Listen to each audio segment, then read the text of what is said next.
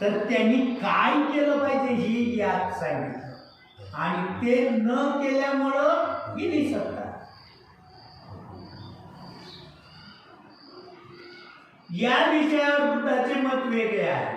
त्याच्यामध्ये शांती स्थापन करणे याला काही अर्थ असेल तर जित्याच्या शांततेच्या काळात जितायच्या कल्याणासाठी उपयोग करणे हे त्याचे कर्तव्य ठरते. या विषयावर बुद्धाने भिक्खूंना उद्देशून असे म्हटले आहे, एखाद्याने यश प्राप्त केलं तर पराभूत लोकांच्या बाबतीत पण त्याचं कर्तव्य ठरतं. खरं तर लोकशाहीचा हाच अर्थ आहे. लोकशाही म्हणजे सहजीवन.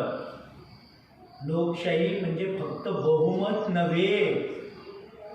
लोकशाही म्हणजे प्रत्येक मताचा आदर करणं.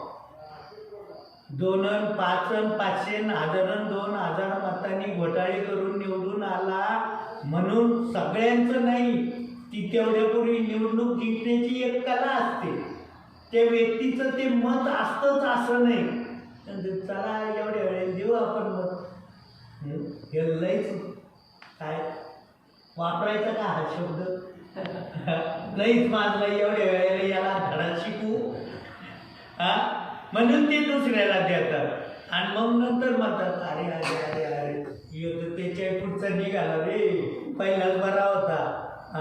ते म्हटले आजचे दिन आणि भलतेच दिन आले, सगळे कच्चे दिन आले. तर बुद्धाने काय सांगितलं,